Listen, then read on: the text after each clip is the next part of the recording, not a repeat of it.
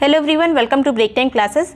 इस वीडियो में हम पॉलिटी के अंतर्गत जो विधायी प्रक्रिया होती है संसद में वो सभी देखेंगे। जितनी भी प्रक्रियाएं होती हैं, जितने विधेयक होते हैं या फिर जो काम होते हैं, जिस तरह के प्रश्न पूछे जाते हैं वो सभी कवर करेंगे। और ये आने वाले आरओ के एग्ज़ाम के लिए, यूपी पीसीएस के एग्ज़ाम के लिए और जितने भी एग्ज़ाम होते हैं सबके लिए इंपॉर्टेंट होगा। खास करके आयोग के जो एग्ज़ाम होते हैं पीसीएस वाले, उसमें ये इंपॉर्टेंट है। पीसीएस आरओ की पेड टेस्ट सीरीज ज्वाइन करने के लिए आप 7355459135 पे व्हाट्सएप कर सकते हैं। उसके बाद आपको सारी डिटेल भेज दी जाएगी। तो चलिए शुरू करते हैं। सबसे पहले अगर विधेयक की बात करें तो पहला जो प्रमुख विधेयक है वो है साधारण विधेयक। इस तरह के और भी कई सारे विधेयक होते हैं जो भी हम आगे देखेंगे। साधारण विधेयक क्या होता है कि इसकी कोई परिभाषा संविधान में लिखित नहीं है। इसके अलावा इसे किसी भी सदन में प्रस्तुत किया जा सकता है। अब किसी भी सदन से इसका मतलब होता है चाहे लोकसभा या फिर राज्यसभा। चाहे लोकसभा में साधारण विधेयक आ सकता है या फिर राज्यसभा में। इस वीडियो की हर एक लाइन इंपॉर्टेंट है, इसलिए ध्यान से देखिएगा क्योंकि स्टेटमेंट वाइज क्वेश्चन पूछे जाते हैं। अब यहाँ पे तीसरा है, राष्ट्रपति की पूर्वानुमति जरूरी नहीं होती है। अगर साधारण विधेयक पेश करना है तो राष्ट्रपति से पहले पूछ के नहीं पेश किया जाएगा। चाहे लोकसभा में शुरू हो सकता है या राज्यसभा में बिना पूर्वानुमति के। आगे बात करेंगे, चौथा नंबर है, दोनों सदनों में गतिरोध होने पर यहाँ पे संयुक्त बैठक का प्रावधान होता है। अगर साधारण विधेयक की बात की जाए तो इस केस में अगर कोई भी गतिरोध उत्पन्न हो रहा है राज्यसभा और लोकसभा में तो उसकी संयुक्त बैठक कौन बुलाएगा? राष्ट्रपति बुलाएगा। तो ऐसा प्रावधान है साधारण विधेयक के लिए संयुक्त बैठक का। किस आर्टिकल के अंतर्गत है ये? 108 के अंतर्गत। अब बात करेंगे, अगर कोई साधारण विधेयक है वो लोकसभा में पारित हो गया और राज्यसभा के पास गया तो मैक्सिमम, अगर अधिकतम माना जाए तो कितने समय तक अपने पास उस विधेयक को रख सकती है? तो मैक्सिमम 6 महीने तक रख सकती है। उसके बाद भी अगर गतिरोध होता है तो संयुक्त बैठक का प्रावधान है। अब राज्यसभा के पास क्या क्या शक्ति होती है? वो तो साधारण विधेयक में या तो सहमति दे दे या तो असहमति दे दे या फिर पुनर्विचार के लिए वापस कर दे। लेकिन अगर 6 माह तक ऐसा कुछ भी नहीं होता है, कोई भी ये सॉल्व नहीं हो पाता है विधेयक, तब इसमें संयुक्त बैठक होगी। तो ये राज्यसभा में केवल इतनी पावर होती है, सहमति, असहमति, पुनर्विचार, मतलब मैक्सिमम 6 महीने तक। आगे बात करते हैं, अपवाद है इसमें कुछ। अगर नए राज्यों के निर्माण या फिर वर्तमान राज्यों के क्षेत्रों या सीमाओं में परिवर्तन करना हो, जिसमें कि अगर संशोधन करना है अनुच्छेद 3 में, अनुच्छेद 3 के अंतर्गत वो चीज़ें आती हैं कि जो वर्तमान राज्य हैं उनकी सीमा परिवर्तन कर दिया गया, उनका नाम परिवर्तन कर दिया गया, इस या फिर एक राज्य से, जो हमारे जैसे आंध्र प्रदेश से तेलंगाना अलग हो गया, तो ये सभी जो प्रावधान है वो आर्टिकल 3 में आएंगे। उस तरह के संशोधन में, उस तरह के विधेयक में राष्ट्रपति की पूर्वानुमति लेनी पड़ती है। जो एक सिंपल साधारण विधेयक होता है उसमें राष्ट्रपति की अनुमति नहीं लेनी पड़ती पहले। लेकिन अगर राज्यों से संबंधित, सीमा परिवर्तन से संबंधित, नाम परिवर्तन से संबंधित कोई चीज़ है तो राष्ट्रपति से पूर्वानुमति लेनी पड़ेगी अगर आर्टिकल 3 में संशोधन करना है तो। आगे बात करेंगे, अब जैसे कि पहला था साधारण विधेयक, उसी तरह अब दूसरा यहाँ पे विधेयक है जो कि संविधान संशोधन विधेयक, जो कि आर्टिकल 368 में आता है, आर्टिकल 368 में आता है। इसे भी किसी भी सदन में प्रस्तुत किया जा सकता है, चाहे लोकसभा या फिर राज्यसभा, और इसमें भी राष्ट्रपति के पूर्वानुमति की जरूरत नहीं होती है। साधारण विधेयक में भी नहीं होती थी, संविधान संशोधन विधेयक में भी पूर्वानुमति की जरूरत नहीं होती है। उसके बाद अगर ये किसी भी सदन में पेश किया गया तो वहाँ पे विशेष बहुमत से इसे पारित होना चाहिए। जो सदस्य होते हैं उनके विशेष बहुमत से, यानी 2/3 से, और जितने लोग टोटल होते हैं सदन में उसके 2/3 बहुमत से इसे पारित होना चाहिए। इसके अलावा दोनों सदनों में अगर गतिरोध होने पर विधेयक को समाप्त कर दिया जाता है, अर्थात इसमें संयुक्त बैठक का प्रावधान नहीं है। जैसे कि अभी हमने बात की थी, जो साधारण विधेयक होता है उसमें संयुक्त बैठक का प्रावधान होता है, जबकि संविधान संशोधन वाले विधेयक में संयुक्त बैठक का प्रावधान नहीं होता है। ये याद रखिएगा। यहाँ पे राष्ट्रपति की पूर्वानुमति की जरूरत नहीं होती है, साधारण विधेयक में भी नहीं होती थी। लेकिन एक ही चीज़ यहाँ पर डिफरेंट है, जो कि है यहाँ पे संयुक्त बैठक का प्रावधान नहीं होता है। अगर दोनों में गतिरोध हो रहा है तो इस विधेयक को खत्म कर दिया जाएगा। अगर यहाँ पे जब दोनों सदन में ये पारित हो जाता है, जब राष्ट्रपति के पास इसे भेजा जाता है तो राष्ट्रपति इसमें सहमति देने के लिए बाध्य होता है। राष्ट्रपति हस्ताक्षर करने से मना नहीं कर सकता है। तो ये है संविधान संशोधन विधेयक की बात, जो कि आर्टिकल 368 में आता है। अब अगला जो आता है वो है धन विधेयक। आय और व्यय से संबंधित जितने भी विधेयक होते हैं उन्हें धन विधेयक कहा जाता है। और इसमें अनुच्छेद 110 के अंतर्गत जितने भी चीज़ें आती हैं, जितने भी प्रावधान किए गए हैं टैक्स से संबंधित, वो सभी आएंगे धन विधेयक के अंतर्गत। उसके बाहर का इसमें कोई प्रावधान नहीं होगा। जैसे कि वित्त विधेयक की बात करें तो वो आता है आर्टिकल 117 में, और यहाँ पे धन विधेयक की बात की जा रही है जो कि आर्टिकल 110 में आता है। अब अगर धन विधेयक पेश करना है तो ये केवल लोकसभा में पेश किया जा सकता है, राज्यसभा में पेश नहीं किया जा सकता है। ये भी याद रखिएगा स्टेटमेंट, केवल लोकसभा में पेश होगा धन विधेयक। राष्ट्रपति की पूर्वानुमति इसमें जरूरी होती है। ये वाला जो है इसमें राष्ट्रपति की पूर्वानुमति की जरूरत पड़ेगी। जबकि अगर बात करें, अभी हमने जो देखा था साधारण विधेयक या फिर जो संविधान संशोधन विधेयक था, उसमें राष्ट्रपति की पूर्वानुमति की जरूरत नहीं थी, धन विधेयक में जरूरत होगी। राज्यसभा इसे अस्वीकृत या फिर संशोधित नहीं कर सकती है। जैसे कि अभी हमने साधारण विधेयक में देखा था, तो राज्यसभा अपनी सहमति दे सकती है, असहमति दे सकती है, लेकिन धन विधेयक अगर बात आएगी तो यहाँ पे अस्वीकृत भी नहीं कर सकती है, संशोधित भी नहीं कर सकती है राज्यसभा। सारी शक्तियाँ धन विधेयक के केस में राज्यसभा की खत्म हो जाती हैं। केवल अपनी सिफारिश के साथ 14 दिन के भीतर लोकसभा को लौटा सकती है राज्यसभा। अगर उसको कोई गलती दिख रही है धन विधेयक में तो 14 दिन के लिए वापस कर सकती है। अगर नहीं लौटाती है तो यह विधेयक पारित मान लिया जाएगा। अगर 14 दिन तक होल्ड करके रखती है राज्यसभा जो है धन विधेयक को, तो उसे पारित मान लिया जाता है। 14 दिन के अंदर अगर उसको वापस करती है कि इसमें ये संशोधन है, अगर लोकसभा कह दे कि कोई संशोधन नहीं किया जाएगा, तब भी उसे पारित मान लिया जाता है। राज्यसभा को हर बातें माननी पड़ेंगी लोकसभा की धन विधेयक के केस में। आगे बात करेंगे वित्त विधेयक की, जिसे फाइनेंस बिल कहा जाता है। ये थोड़ा सा धन विधेयक की तरह होता है, लेकिन ये पूरी तरह से धन विधेयक से अलग होता है वित्त विधेयक। भारत में ऐसे विधेयक वित्त विधेयक कहे जाते हैं जो आर्टिकल 110 से बाहर होते हैं। ये आर्टिकल 117 में आता है, तो 110 से संबंधित जो प्रावधान है वो वित्त विधेयक में नहीं आएंगे, बाकी सारे आएंगे। जो और चीज़ों से वित्त से संबंधित काम होंगे वो आएंगे वित्त विधेयक में। ये 2 रूप में होता है। पहला 2 रूप में ये धन विधेयक के समान होता है। वो कौन कौन से रूप हैं? ये केवल लोकसभा में पेश होता है, जैसे कि धन विधेयक केवल लोकसभा में पेश होता था, उसी तरह से वित्त विधेयक भी केवल लोकसभा में पेश होता है। राष्ट्रपति की पूर्वानुमति की इसमें भी ज़रूरत पड़ती है। और जो मामले हैं उसमें ये साधारण विधेयक की तरह हो सकता है, जैसे कि अगर दोनों में गतिरोध उत्पन्न हो रहा है तो संयुक्त बैठक हो जाएगी, या फिर और भी जितनी चीज़ें हैं, जैसे 14 दिन से ज़्यादा भी इसे रखा जा सकता है। राज्यसभा में भी थोड़ा ज़्यादा शक्तियाँ प्राप्त होती हैं वित्त विधेयक के केस में, जो कि धन विधेयक में नहीं होती हैं। तो बाकी चीज़ें सेम है, बस बाकी चीज़ें अलग हैं, बस 2 चीज़ सेम है कि इसे लोकसभा में केवल पेश किया जा सकता है और राष्ट्रपति की पूर्वानुमति की ज़रूरत इसमें भी नहीं पड़ती है, और यहाँ पे जो धन विधेयक हमने पढ़ा था उसमें भी नहीं पड़ती है। आगे बात करेंगे संसद की शक्तियाँ। ये सभी जितने भी PDF हैं, जितने भी नोट्स हैं, वो सब आपको पेड ग्रुप में सेंड कर दिए जाते हैं। और हो सकता है इस टाइम पे थोड़ा स्लो चल रहा हो, क्योंकि अभी टाइम काफ़ी बचा हुआ है।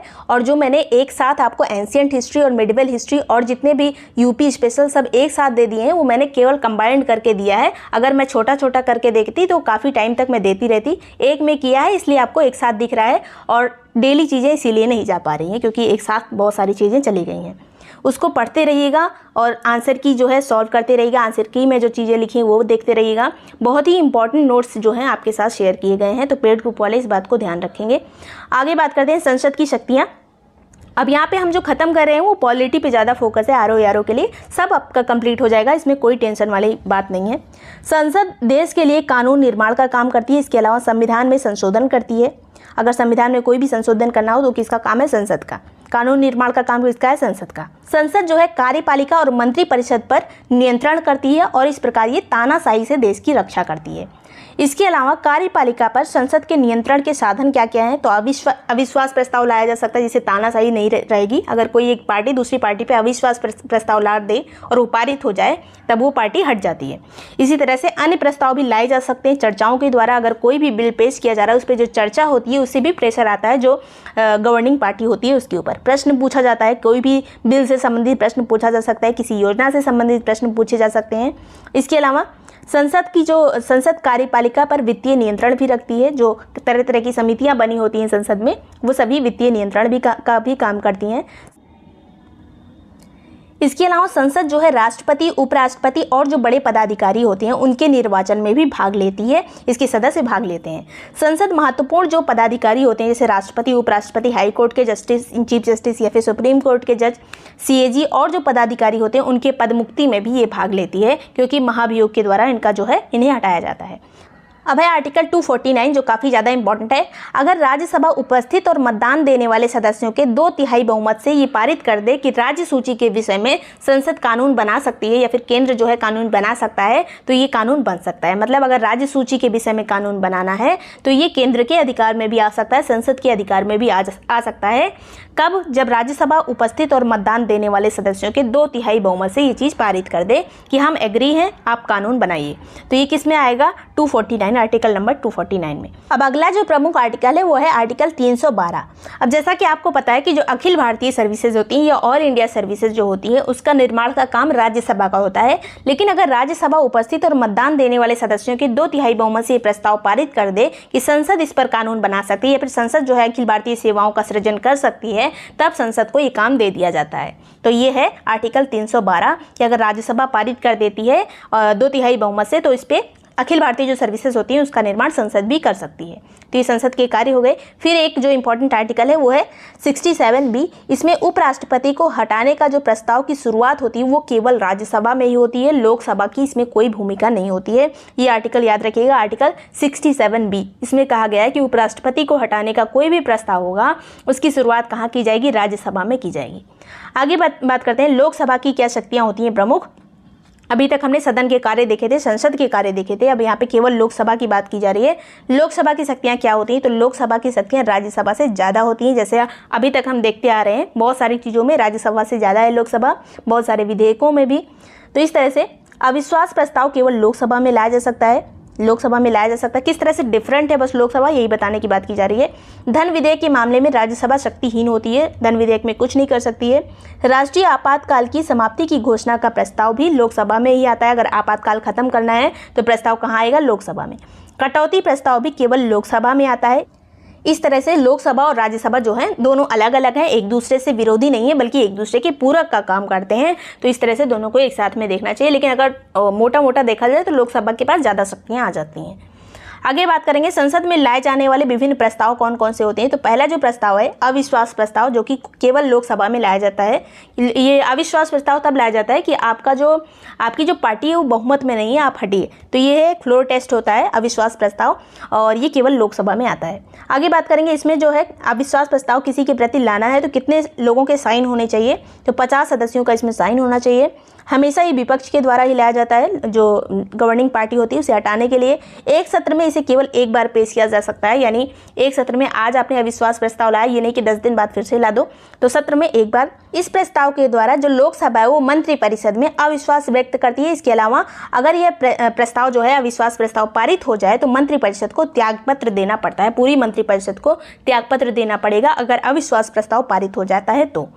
आगे बात करते हैं विश्वास प्रस्ताव, ये भी केवल लोकसभा में ही आता है। अब विश्वास प्रस्ताव की बात करें तो ये जो गवर्निंग पार्टी होगी केवल वही लाएगी, वो कहेगी कि मुझे अपने ऊपर विश्वास है। तो ये विपक्षी पार्टी से नहीं आता, अपनी ही पार्टी से आता है। इस प्रस्ताव के द्वारा लोकसभा में मंत्रिपरिषद में विश्वास व्यक्त करती है, जो लोकसभा होती है वो मंत्रिपरिषद में विश्वास व्यक्त करती है। और विश्वास प्रस्ताव पारित ना हो तो मंत्रिपरिषद को त्यागपत्र देना पड़ता है। अगर कोई पार्टी खुद ही अपना विश्वास दिलाना चाहे कि हम जो है बहुमत में है, लेकिन उसका विश्वास प्रस्ताव पारित ही ना हो, तब भी उसे त्यागपत्र देना पड़ेगा। और ये साधारण बहुमत के द्वारा आता है। अब काम रोको प्रस्ताव क्या होता है, तो किसी भी सदन में इसे लाया जा सकता है, कोई एक व्यक्ति भी ला सकता है, इंडिविजुअल भी ला सकता है, लेकिन इस पे भी कम से कम 50 सदस्यों की सहमति होनी चाहिए। इस प्रस्ताव के द्वारा जनहित के किसी भी विषय में तात्कालिक महत्व का जो विषय हो उस पर चर्चा करने के लिए सदन के पूर्व निर्धारित कार्य पर रोक लगा दी जाती है कि ये इससे ज़्यादा भी ये काम इंपॉर्टेंट है, इस पर चर्चा होनी चाहिए, इसलिए ये काम रोको प्रस्ताव आता है। तो ये सब ध्यान में होना चाहिए, सिर्फ अगर स्टेटमेंट आ जाए तो ये सही होना चाहिए। ध्यान आकर्षण प्रस्ताव क्या होता है, यह पूरी तरह से भारत की देन है ध्यान आकर्षण प्रस्ताव, और सबसे पहले 1954 में लाया गया था। यह किसी भी सदन में लाया जा सकता है। इस प्रस्ताव के द्वारा जनहित से संबंधित किसी विषय पर सदन का ध्यान आकर्षित किया जाता है और संबंधित मंत्री को जवाब देने के लिए कहा जाता है। अगर रेल की कोई घटना हो गई तो रेल मंत्री से कहा जाएगा कि आप इस पर जवाब दीजिए। तो इस तरह का ये प्रस्ताव है जो कि लाया जाता है, भारत की देन है ध्यान आकर्षण प्रस्ताव। आगे बात करेंगे पहली बार कब लाया गया था, 1954 में। निंदा प्रस्ताव क्या है, तो यह किसी भी सदन में निंदा प्रस्ताव लाया जा सकता है। इस प्रस्ताव के द्वारा सदन में किसी एक मंत्री या संपूर्ण मंत्रिपरिषद की निंदा की जाती है और इससे ये दिखाया जाता है कि आपकी जो मंत्रिपरिषद है या फिर आपका जो सरकार है वो ठीक काम नहीं कर रही है। इसका काम होता है निंदा प्रस्ताव का। इससे जो गवर्निंग पार्टी होती है उस पर दबाव पड़ता है, इसीलिए कहा जाता है जो विपक्ष होता है वो भी अच्छा होना चाहिए, सही टाइम पे सही जगह पे निंदा भी करनी चाहिए। आगे बात करते हैं अब कटौती प्रस्ताव क्या होता है, तो ये प्रस्ताव केवल लोकसभा में लाया जाता है और इसमें सरकार द्वारा जो किसी योजना के लिए धनराशि मांगी गई होती है उसमें कटौती का प्रस्ताव ये होता है। और ये 3 तरह का होता है। ये केवल सबसे पहली बात तो ये केवल लोकसभा में आता है। 3 तरह का होता है। कौन कौन सा, पहला है नीतिगत कटौती प्रस्ताव यानी पॉलिसी कट मोशन। इसका उद्देश्य होता है कि सरकार की किसी नीति को अस्वीकृत कर देना और जितनी भी धनराशि उस पर्टिकुलर योजना के लिए मांगी गई है उसको घटा के 1 रुपये कर दिया जाता है। नीतिगत कटौती प्रस्ताव के अंतर्गत ये प्रस्ताव लाया जाता है कि तुम्हारी योजना जो है इसका जितना भी धन मांगा गया है इसको 1 रुपये कर दो। ये एक प्रस्ताव लाया जाता है और इसका ये मतलब होता है कि तुम्हारी योजना किसी काम की नहीं है, अस्वीकृत कर देता है नीति को। तो ये विपक्षी पार्टी के द्वारा ये प्रस्ताव लाया जाता है। आगे बात करेंगे आर्थिक कटौती यानी इकोनॉमिक कट क्या होता है। तो इसका उद्देश्य सरकारी खर्चों में मितव्ययता लाना है और इसलिए इसके द्वारा यह प्रस्ताव लाया जाता है कि किसी योजना के लिए सरकार के द्वारा मांगी गई धनराशि में एक निश्चित राशि कम कर दी जाती है। इकोनॉमिक कट क्या होता है, आर्थिक कटौती। तो सीधी सी बात है कि जो भी योजना के लिए अगर कोई पैसा निर्धारित किया गया है तो उसमें कुछ पैसे, कुछ राशि जो है कम कर दी जाएगी, तो वही है आर्थिक कटौती। नीतिगत में सब कुछ हटा के 1 रुपये हो जाता था, आर्थिक में कुछ निश्चित धनराशि कम की जाती है। सांकेतिक कटौती या फिर टोकन कट क्या होता है, तो इसका उद्देश्य किसी विशेष शिकायत को अभिव्यक्त करता है और इसलिए इसके द्वारा यह प्रस्ताव लाया जाता है कि सरकार के द्वारा किसी योजना के लिए मांगी गई धनराशि में से 100 रुपये कम कर दिए जाते हैं। सांकेतिक कटौती एक तरह की कि मैं पूरी तरह से सहमत नहीं हूँ आपकी योजना से और इसमें 100 रुपये कम किए जाने चाहिए, तो एक तरह से ये टोकन कट या फिर सांकेतिक कट कहा जाता है। आगे बात करते हैं इस तरह से कितने कट हो गए। पहला था नीतिगत, जिसमें सब हटा के 1 रुपये हो जाता था, आर्थिक में एक निश्चित राशि कम की जाती थी, सांकेतिक में 100 रुपये कम किए जाते हैं। अब आता है संचित निधि क्या होता है। तो संचित निधि आर्टिकल पूछा जाता है, आर्टिकल 266 में आता है संचित निधि और संविधान के द्वारा इसे सृजित किया गया है। विधायिका और संसद के व्ययनाधीन होता है, मतलब जो इसका जो काम है देखभाल कौन करता है, इसके गार्जियन के रूप में संचित निधि के कौन काम करता है, तो विधायिका और संसद। अगर इसको निकालना हो, संचित निधि से कोई धन निकालना हो तो किससे अनुमति लेनी पड़ेगी, लोकसभा के अध्यक्ष से। आगे बात करेंगे संचित निधि से धन निकालने के लिए एक विधेयक का यूज किया जाता है जिसे कहते हैं विनियोग विधेयक। अगर संचित निधि से धन निकालना हो तो कौन सा विधेयक आएगा, विनियोग विधेयक। भारत की संचित निधि एक ऐसा कोष है जिसमें भारत सरकार को विभिन्न स्रोतों से प्राप्त होने वाली आय को रखा जाता है। ये कौन कौन सी आय हैं, तो कर से प्राप्त जो राजस्व होता है, ऋण से प्राप्त जो धनराशि होती है, ब्याज से जो आय आती है भारत सरकार के पास, या फिर ऋण के पुनर्भुगतान से प्राप्त जो आय होती है वो सभी आती है किसमें, संचित निधि में। सरकारी कंपनियों का जो मुनाफा होता है वो भी इसी में आता है, संचित निधि में। अब आकस्मिक निधि क्या होता है, तो ये आर्टिकल 267 में आता था। अभी जो हमने संचित निधि देखा वो 266 था, ये 67 हो गया। संसद के द्वारा ये भी बनाई गई है। इसके अलावा 1951 में कानून पारित करके इसका निर्माण किया गया था और इसकी जो अधिकतम सीमा है 500 करोड़ रखी गई है और समय समय पर इसे बढ़ाने की बात भी की जाती है। जैसे कोरोना के टाइम पे इसे बढ़ा के 30,000 करोड़ तक करने की बात की गई थी। यह कार्यपालिका और राष्ट्रपति के व्ययनाधीन होती है, जैसे कि अभी हमने संचित निधि की बात की थी जो कि संसद के व्ययनाधीन होती है, संसद उसका गार्जियन होता है। उसी तरह से आकस्मिक निधि का गार्जियन कौन होता है, अगर आकस्मिक निधि से धन निकालना है तो किसकी अनुमति की जरूरत होगी, तो राष्ट्रपति की। आगे बात करेंगे भारत की आकस्मिक निधि का कोष या खजाना है जो विशेष परिस्थितियों में इससे धन निकाला जा सकता है। अगर कोई आकस्मिक स्थिति आ गई, किसी तरह की ऐसी प्रॉब्लम आ गई देश में, तब आकस्मिक निधि से धन निकाला जाता है। आगे बात करेंगे लोक लेखा निधि क्या होती है, तो 266(2) में आती है। जैसे कि अभी संचित निधि 266(1) में थी, लोक लेखा नीति 266(2) में आएगी।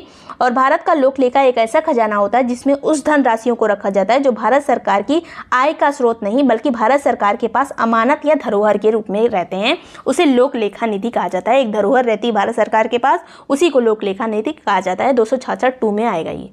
अब ग्रांट्स क्या होते हैं, तो बजट प्रस्तुत होने के पहले ही सरकार को 1/6 राशि पहले ही दे दी जाती है, इसे कहते हैं लेखानुदान, जो कि बजट की स्वीकृति से पहले ही मिल जाता है। आगे पूरक अनुदान क्या होता है कि अगर किसी सेवा या फिर योजना में प्रचलित धन वित्तीय वर्ष के दौरान कम पड़ जाए तो उसे पूरा करने के लिए जो धन दिया जाएगा या जो अनुदान मांगा जाता है उसी को कहते हैं पूरक अनुदान। मतलब जितना जो पैसा निर्धारित था किसी योजना से वो कम पड़ जाए तब उसे एक्स्ट्रा भी मांगा जा सकता है, किस रूप में, तो पूरक अनुदान के रूप में। अब अतिरिक्त अनुदान क्या होता है कि अगर किसी योजना में जितना उसके लिए निर्धारित किया गया है उससे ज़्यादा खर्चा हो चुका है तो उस बजट सत्र के बाद, उस जो सत्र चल रहा है उसके बाद जो है कुछ अतिरिक्त धनराशि सरकार के द्वारा मांगी जाती है, जिसे कहा जाता है अतिरिक्त अनुदान। आगे बात करते हैं प्रत्यय अनुदान क्या होता है, क्रेडिट क्या होता है। किसी योजना के लिए जिसका स्वरूप निश्चित नहीं है, मतलब कितना इसमें रुपए खर्च हो सकते हैं वो निश्चित नहीं है। जैसे गंगा एक्सप्रेसवे, इस पर कितने रुपए खर्च हो सकते हैं, टोटल एक बार में नहीं निकाला जा सकता, धीरे धीरे हर साल जो है हर बजट में इसके लिए पैसे निर्धारित किए जाते हैं। तो इस तरह से सरकार जो अनुमानित राशि मांगती है उसे कहते हैं प्रत्यय अनुदान। अनुमानित राशि को प्रत्यय अनुदान कहा जाता है। आगे बात करते हैं समापन या फिर क्लोजर क्या होता है, तो जब किसी विधेयक पर समय बचाने के लिए बहस को सीमित कर दिया जाता है तो उसे समापन या फिर क्लोजर कहा जाता है। अब आगे चलेंगे प्रश्नकाल, इनसे हर बार प्रश्न पूछा जाता है एग्जाम में। तो प्रश्नकाल वो होता है जब किसी संसद का सत्र चल रहा हो तो उसका जो पहला घंटा होता है जिसमें जो सदस्य होते हैं संसद के वो प्रश्न पूछते हैं और जो मंत्री होते हैं वो प्रश्न पूछते हैं, उसके लिए टाइम निर्धारित होता है, उसी को प्रश्नकाल कहा जाता है। अब 3 तरह के प्रश्न पूछे जा सकते हैं। पहला है तारांकिक प्रश्न, ऐसा प्रश्न जिनका मौखिक उत्तर दिया जाता है उसे कहते हैं तारांकिक प्रश्न, और इससे संबंधित पूरक प्रश्न भी पूछा जा सकता है। तो ये हो गया तारांकिक प्रश्न जो मौखिक रूप में इसका जवाब दे दिया जाता है। अतारांकिक प्रश्न कौन सा होता है? ऐसा प्रश्न जिसका लिखित उत्तर दिया जाता है और उससे संबंधित पूरक प्रश्न नहीं पूछे जाते हैं। मतलब अगर लिखित में उत्तर देना है तो आप तुरंत नहीं पूछ सकते हो, इससे जो संबंधित और भी प्रश्न पूछने का अधिकार नहीं होता है, केवल लिखित में इसका आंसर दे दिया जाता है अतारांकिक प्रश्न का। अब अल्प सूचना का प्रश्न क्या होता है? जिसमें जो निर्धारित समय होता है कि 10 दिन पहले जो बताना होता है प्रश्न पूछने के, ऐसा कुछ नहीं होता है। इसे डायरेक्टली तुरंत पूछा जा सकता है और इसे प्राथमिकता के आधार पर इसका जो है आंसर भी किया जाता है, प्राथमिकता के आधार पर इसे पूछा भी जाता है। तो ये बहुत इंपॉर्टेंट जो चीज़ें होती है उसे अल्पकालिक प्रश्नों में शामिल किया जाता है। अब छाया मंत्रिमंडल यानी शैडो कैबिनेट क्या होती है? तो ये एक प्रभावशाली विपक्ष की निशानी होती है। जिस तरह की अगर सरकार में जिस तरह की कैबिनेट होती है उसी तरह की कैबिनेट अगर विपक्ष में भी बन जाए कि सभी तरह के मंत्री निर्धारित हों और जो सरकार में जो मंत्री हैं उसी से, जैसे कोई वित्त मंत्री सरकार में है और विपक्ष पार्टी ने भी एक वित्त मंत्री ऐसा निर्धारित कर लिया जो उसके काम पे नज़र रखे, तो इस तरह से पूरी अच्छे से नज़र रखी जा सकती है। विपक्षी पार्टी गवर्निंग पार्टी पे नज़र रखती है, ये एक अच्छे विपक्ष की निशानी होती है। तो इसी में शैडो कैबिनेट इसका एक कॉन्सेप्ट है जो कि रखा जाता है। तो ये सभी चीज़ें इंपॉर्टेंट थी। वीडियो पसंद आया हो तो लाइक और सब्सक्राइब कर लीजिएगा। इसके अलावा आरओ की पेड टेस्ट सीरीज ज्वाइन करने के लिए आप 7355459135 पे कांटेक्ट कर सकते हैं। इसके साथ ही जितने भी शॉर्ट नोट होंगे टेस्ट सीरीज के साथ ही पूरा डिटेल आपको भेज दिया जाएगा व्हाट्सएप पे ही, जिस पे देख के आप ज्वाइन कर सकते हैं। Thank you so much for watching break time classes.